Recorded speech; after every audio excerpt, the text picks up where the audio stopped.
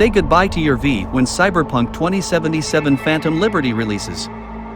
Players will have to change a lot about V when Cyberpunk 2077's Phantom Liberty drops, so don't get attached.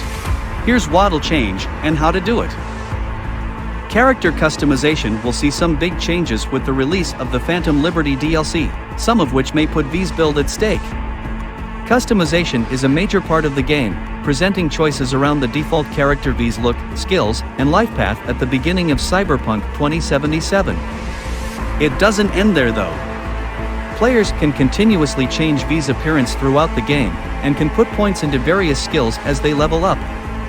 Choosing what weapons, clothing, cyberware, and perks to equip in Cyberpunk 2077 can further customize a build, and these can always be swapped out on the fly to suit a particularly trying situation. All that is to say that players often put a lot of effort into creating and developing their V characters. And after all that, it's easy to get attached.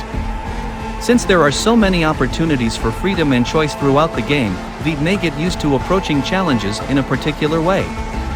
A smooth talker might become accustomed to schmoozing their way into a locked room, while a skilled hacker is more likely to just crack the door. But thanks to customization changes coming in the Phantom Liberty update, those ingrained habits could be subject to change. Like it or not, everyone will have to respec their Cyberpunk 2077 builds when Phantom Liberty drops. Effectively turning Cyberpunk into a whole new game, Phantom Liberty is an expansive DLC that'll add disguise mechanics, a new gang, and a whole host of enemies, vehicles, weapons, and gear to the game. But it's more than just DLC. Phantom Liberty is also revamping many of Cyberpunk 2077's core mechanics, with an all-new skill tree, updates to the loot system, and the opportunity for vehicular combat. As part of those skill tree updates, players will have the opportunity to completely rebuild their characters. The upcoming expansion will also rework Cyberpunk 2077's cyberware system of upgrades. This furthers the level of control players have over their builds as their characters develop, allowing them to add or remove active, passive, and conditional abilities at will. Since this customization mechanic is changing too, V will be required to undergo a procedure to completely reset their cyberware and allow them to reboot their internal systems from scratch. So why you have to respec V in Cyberpunk 2077's Phantom Liberty? It's easy to see why skill tree adjustments necessitate a respecking system. With such widespread changes, there's a significant risk of certain character builds becoming unbalanced, or even completely non-viable. This risk is mitigated with a feature that allows for a total stat overhaul, so those who might be negatively affected by the changes can go back and tweak a few things without having to make a new Cyberpunk 2077 save for Phantom Liberty. The issue of cyberware enhancements, however, is a little more complicated. The original Cyberpunk tabletop game incorporated a mechanic called cyberpsychosis, where characters with too many cybernetic implants would lose touch with reality and eventually, all semblance of self-control. This was basically a death sentence for the player character, as lack of control usually meant they'd run afoul of enemy gangs or police and get themselves killed. This was removed from the video game, however. With the help of Johnny Silverhand and a nigh-impermeable suit of plot armor, V is effectively immune to cyberpsychosis, no matter how much cyberware they install. NPCs are still subject to it, which sometimes becomes a plot point in Cyberpunk 2077. The lack of a cyberpsychosis mechanic encourages players to experiment more with cyberware, since it's such a powerfully versatile method of customization. While some player-created mods added similar mechanics, cyberpsychosis just wasn't a factor in the vanilla version of Cyberpunk 2077 until now. Phantom Liberty will add a similar, albeit far less devastating system of cyberpsychosis. Now, V will be able to install more cyberware than they'd normally be able to, but each additional component over the limit will come at a cost. This functions as a sort of debuff. If they overstretch their cyberware capacity, V will experience statistical penalties that'll make it harder to function normally. For example, too many parts installed in the circulatory system may impact their maximum HP and overall healing capabilities, while too many in the frontal lobe might make intelligence checks and hacking more difficult.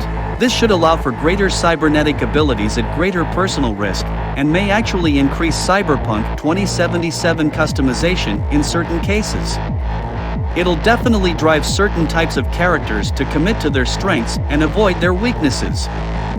For example, hacking-focused characters may be able to install more cyberware to help them get past tough systems, but that might come at the cost of HP and force them to avoid combat.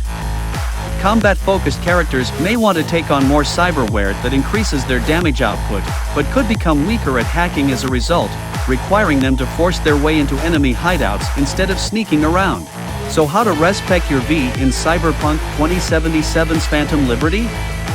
The game already has a system for respecing V, so it's unlikely much will change there with the new skill tree.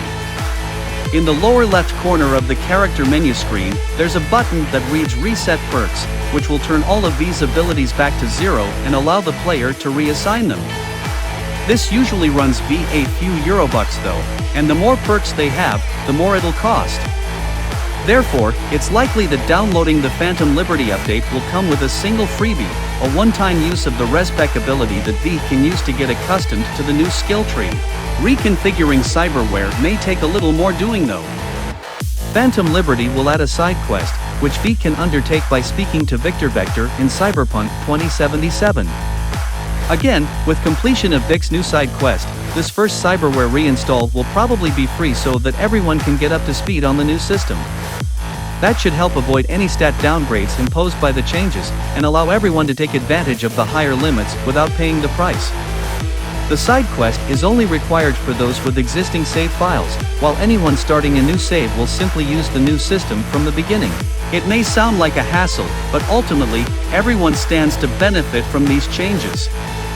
While some builds will doubtless be damaged by the changes to cyberware and skill trees, the ability to respec for free, even just once, will encourage those characters to try new things and get a new lease on life. It all comes down to how those changes are implemented when the Phantom Liberty DLC for Cyberpunk 2077 is released.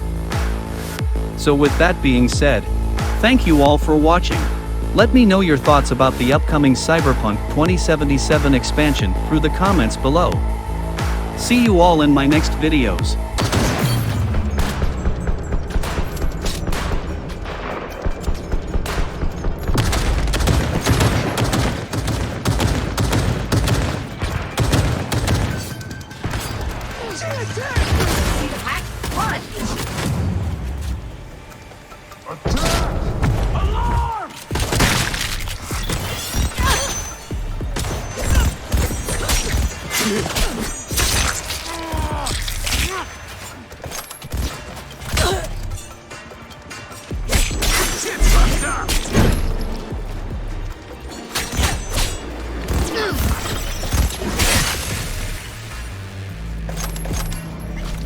Get inside quick.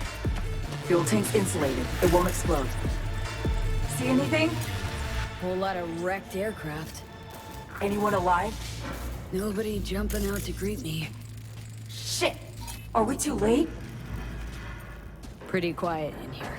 Like, too quiet. If that's true, then... we need to be sure. Need confirmation she's dead. Keep moving back. You'll see a safe room. I'll pop the release on the door.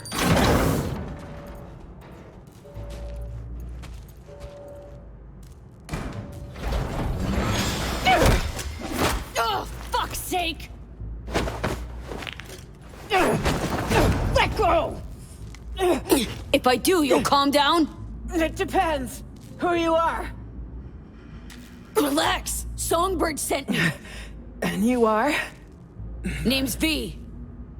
Apologies. I had to be sure it was really you. Right. Let's Delta.